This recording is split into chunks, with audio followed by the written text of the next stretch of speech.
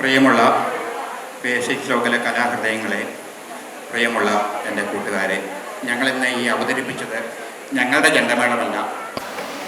പിലിപ്പോട്ടി ആശാൻ ഞങ്ങൾക്ക് പകർന്നു തന്ന ഒരു കഴിവ്. പിലിപ്പോട്ടി ആശാൻ്റെ അടുത്തൊന്നും ഞങ്ങൾ എത്തത്തില്ല. അതിൻ്റെ ഒരു സൈഡിൽ കൂടെ കഴിവായിട്ട് പുള്ളി ഞങ്ങളെ പഠിപ്പിച്ചു തന്നു. മുഴുവനായിട്ട് പഠിച്ചില്ല. ആശാനില്ലാത്തത് കൊണ്ട് ആശാനെന്ന് പറഞ്ഞായിരുന്നു, ഞാൻ വന്നില്ലെങ്കിലും നിങ്ങൾ പോയിട്ട് മനോഹരമായിട്ട് ചെയ്യണം. അത് ഞങ്ങളിവിടെ UK പല സ്ഥലങ്ങളിലും പോയിട്ട് ഞങ്ങൾ ചെണ്ട കൊട്ടാറുണ്ട്. അപ്പം ഞാൻ സാധാരണയായിട്ട് വിളിച്ചു കഴിഞ്ഞാൽ എന്നെ ചെണ്ട മാനേജർ എന്നാണ് പുള്ളി എനിക്ക് സ്ഥാനം തന്നത്. അപ്പം ഞാൻ ആൾക്കാരുമായിട്ട് കോൺടാക്ട്സ് എടുക്കുന്നു, അവർ വിളിക്കുന്നു. അപ്പം ഞാൻ ഗ്രൂപ്പിൽ മെസ്സേജ് ഇടുന്നു, ഞങ്ങളെല്ലാവരും കൂടെ പോകുന്നു. പോകാൻ പറ്റുന്നൊരു 5 ആൾക്കാർ ഞങ്ങൾ പോയിട്ട് ചെണ്ട അവതരിപ്പിച്ചു വരുന്നു. മിക്കവാറും എല്ലാ സ്ഥലത്തും ആശാൻ കാണും. അപ്പോൾ പിലിപ്പോട്ടി ആശാൻ ഇല്ലാത്തപ്പോൾ പറയുന്നു, നിങ്ങൾ പോയിട്ട് കൊത്തിക്കോ, എല്ലാം നിങ്ങൾക്കറിയാമെന്ന് പറയായിരുന്നു. വളരെ പോസിറ്റീവായിട്ടൊരു മെൻറ്റാലിറ്റി ഉണ്ടായിരുന്ന ഒരാളായിരുന്നു നമ്മുടെ പിലിപ്പോട്ടി ആശാൻ. ആശാനെ നമുക്കൊരിക്കലും മറക്കാൻ പറ്റില്ല. കാരണം ആശാനെ നമ്മൾ സാധാരണഗതിയിൽ ഫോൺ വിളിച്ചു കഴിഞ്ഞാൽ ആശാൻ പറയുന്നത്, ആശാനെ ഈ ഹലോ എന്ന് പറയത്തില്ല. നമ്മൾ സാധാരണഗതി ഇപ്പം ഞാൻ കുട്ടികളൊക്കെ വിളിക്കുമ്പോഴത്തേനും ഹലോ എന്നല്ല പറഞ്ഞത്. ആശാൻ അങ്ങനെ പറയത്തില്ല. ആശാൻ പറഞ്ഞോ എന്ന് മാത്രമേ പറയത്തുള്ളൂ. ഇവിടെ വിളിക്കുന്ന എല്ലാവർക്കും അറിയാമായിരിക്കും. ഫോൺ എടുത്തു കഴിഞ്ഞാൽ പറഞ്ഞോ എന്ന് പറയും. ഒരു പ്രാവശ്യം ഞങ്ങൾ ഒരു വിഞ്ചസ്റ്റർ പ്രോഗ്രാമിന് പോയപ്പോഴാണെന്ന് എനിക്ക് തോന്നുന്നത്.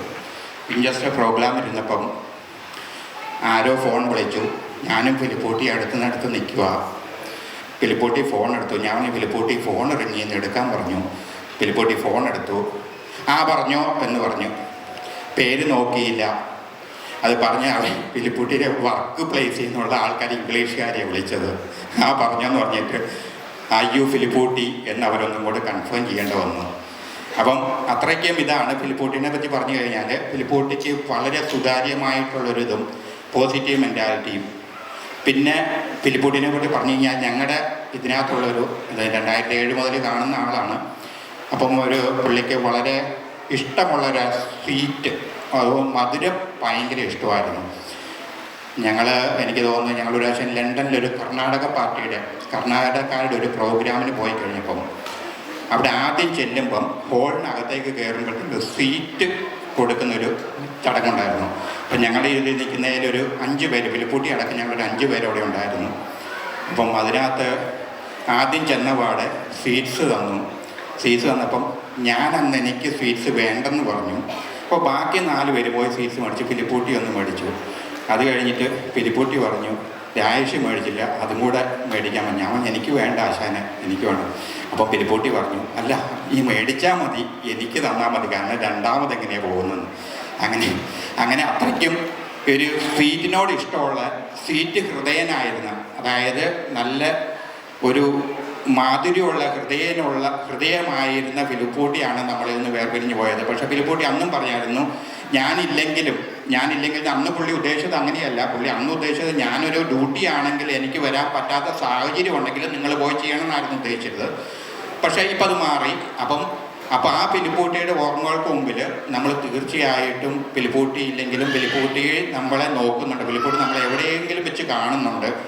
അപ്പം ആ പിലിപ്പോട്ടി അനുഗ്രഹങ്ങളോടുകൂടിയാണ് ഞങ്ങളെല്ലാവരും ഇന്നിവിടെ ഈ ചെണ്ട അവതരിപ്പിച്ചത്. പിലിപ്പോട്ടി ശിഷ്യന്മാരായ പോർട്സ്മൗത്തുകാരും സിണ്ടന്മാരും ഈ ബേസിൻസൊക്കെ ഞങ്ങളെല്ലാവരും ഇവിടെ ഒന്ന് ഒത്തുചേർന്നു. അപ്പം അവിടുന്ന് എല്ലാവരും ഒത്തിരി പേര് ഇതിനു വേണ്ടിയിട്ട് വന്നു. അപ്പോൾ അത് പിലിപ്പോട്ടിയോടുള്ള സ്നേഹവും കടമയും അതുകൊണ്ട് മാത്രമാണെന്ന് ഞാൻ വിചാരിക്കുകയാണ്. അപ്പം ഇങ്ങനെ ഒരു പ്രോഗ്രാം ഇന്ന് പിലിപ്പോട്ടിയുടെ ഒരു നടത്താൻ സാധിച്ചതിലും അതിനുവേണ്ടി പ്രത്യേകം മുൻകൈ എടുത്ത ഡോക്ടർ അജീവിത് സാറിനും ബാക്കി എല്ലാവരോടും കൂടിയിരിക്കുന്ന കൊളീഗ്സിനും പ്രത്യേകമായി നന്ദി പറയുന്നു. ഇന്ന് ഈ ഒരു പ്രോഗ്രാം ചെയ്യാൻ പറ്റിയതിലും ഞങ്ങൾ അതീവ സന്തുഷ്ടരാണ്. എല്ലാവരുടെയും പേരിൽ ഞങ്ങൾ ഈ ചെണ്ടമേളത്തിൻ്റെ ഗ്രൂപ്പിൽ, ബേസിക് സ്റ്റോക്ക് ചെണ്ടമേളത്തിൻ്റെ ഗ്രൂപ്പിൻ്റെ പേരിൽ ഹാർദവമായ നന്ദി എല്ലാവർക്കും അർപ്പിക്കുന്നു. അതുകൂടാതെ നമ്മുടെ ഇപ്പം ഈ എല്ലാ പ്രോഗ്രാമിനകത്തും നമ്മുടെ ഷൈജു ഉണ്ടായിരുന്നു. ഷൈജു ആണ് എല്ലാ പ്രോഗ്രാമത്തും ഇപ്പം ലീഡ് ചെയ്യുന്നത്. അപ്പം പിലിപ്പോട്ടിയുടെ ശേഷം ഷൈജു ഇപ്പം എല്ലാത്തിനകത്തും ലീഡ് ചെയ്ത് കാര്യങ്ങൾ ചെയ്യുന്നുണ്ട്. ഷൈജുവിന് പ്രത്യേകമായ നന്ദി അർപ്പിക്കുന്നു.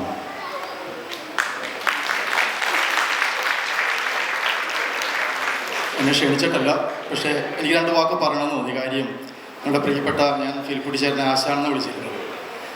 ഞങ്ങൾ UK അദ്ദേഹം വന്ന കാലം മുതൽ അന്ന് ഇത്രയും കലാകാരന്മാരെന്നുള്ള സമയമല്ലോ ഇവിടെ. ആകെ കലാപരമായിട്ട് കുറച്ച് കാര്യങ്ങൾ ചെയ്യുന്ന സാന്തിരുവാതിലായിരുന്നു. അപ്പോൾ അദ്ദേഹത്തിൻ്റെ നേതൃത്വത്തിൽ ഒരു നാടകസമിതി ഇവിടെ രൂപീകരിച്ചു. അപ്പോൾ ആ നാടകസമിതിയിൽ എന്നെയും ക്ഷണിച്ചു. അപ്പോൾ എനിക്കും ആ നാടകത്തിൽ പങ്കെടുക്കാനും പല സ്ഥലങ്ങളിൽ പോയി ആ നാടകം അവതരിപ്പിക്കാനും ഒരു അവസരം കിട്ടി. അങ്ങനെ സാന്തിരുവാതിൽ ഇവിടെ നിന്ന് ഒരു 5 വർഷത്തേക്ക് നാട്ടിൽ പോയപ്പോൾ അസോസിയേഷന് വേണ്ടിയിട്ട് ചില നാടകങ്ങളോ സ്കിറ്റുകളോ ചെയ്യാനായിട്ട് അത് എന്നെ ഏൽപ്പിച്ചു. അങ്ങനെ അത് കുറച്ച് സ്കിറ്റുകളൊക്കെ ഞാൻ ചെയ്തു. ആ സമയത്ത് സാന്തിരുവാലിൻ്റെ വൈഫ് ബിജ ചേച്ചി ഒരു സ്ക്രിപ്റ്റ് എഴുതി, ഒരു നേറ്റിവിറ്റി പ്ലേക്ക്, ഒരു വ്യത്യസ്തമായ സ്ക്രിപ്റ്റ്. ഇതുവരെ നമ്മൾ കേൾക്കാത്ത രീതിയിലുള്ള ഒരു സ്ക്രിപ്റ്റ് ആയിരുന്നു അത്. ഒരു പൈശാചികമായിട്ടുള്ളൊരു ഒരു വ്യക്തി സ്റ്റേജിൽ വരുന്നതും അങ്ങനെയുള്ളൊരു സ്ക്രിപ്റ്റായിരുന്നു. അപ്പോൾ ഇത് റെക്കോർഡ് ചെയ്യണം, അതിന് സൗണ്ട് കൊടുക്കണം, മ്യൂസിക് ചെയ്യണം, ഒരു ഐഡിയ ഇല്ല.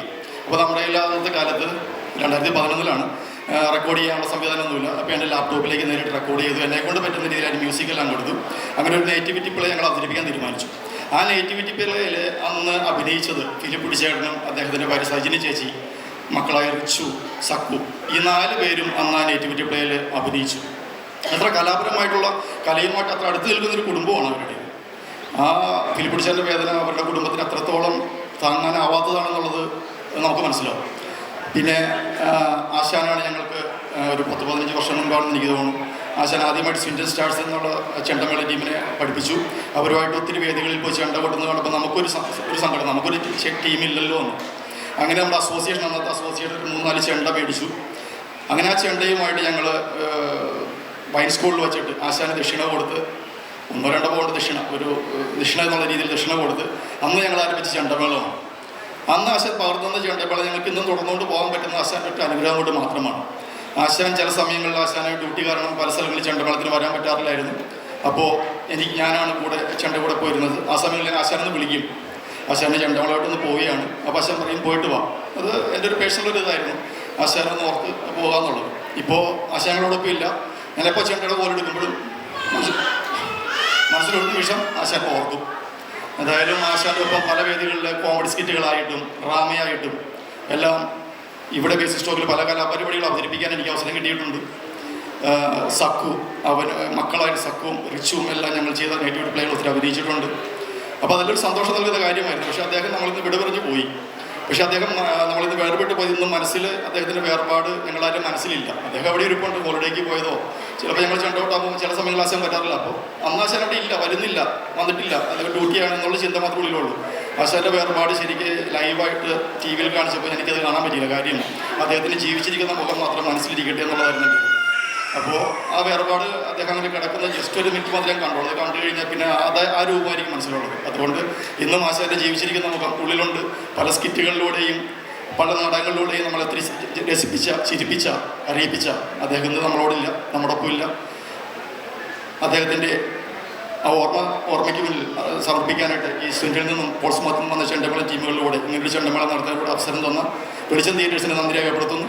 ഇങ്ങനെയുള്ള എല്ലാവർക്കും ഒത്തുചേർന്ന് ഇവിടെ ചേർന്ന സ്വിൻഡൻ സ്റ്റാർസിനും പോൾസ്മൗത്ത് ടീമിനും പ്രത്യേകം നന്ദി പറയുന്നു. ഇനിയും ആശാൻ്റെ ഓർമ്മകൾ ഏറി ഈ ചെണ്ടയുമായിട്ട് ഞങ്ങളെ കൊണ്ട് കഴിയുന്ന കാലം കൊട്ടി മുന്നോട്ട് പോകാൻ ഞങ്ങൾ ആഗ്രഹിക്കുന്നു. അതിന് ആശാൻ മുകളിൽ ഞങ്ങൾ അനുഗ്രഹിക്കും എന്ന് ഞങ്ങൾ പ്രതീക്ഷിക്കുന്നു. എല്ലാവർക്കും നന്ദി. Thank you team ചെണ്ടമേള.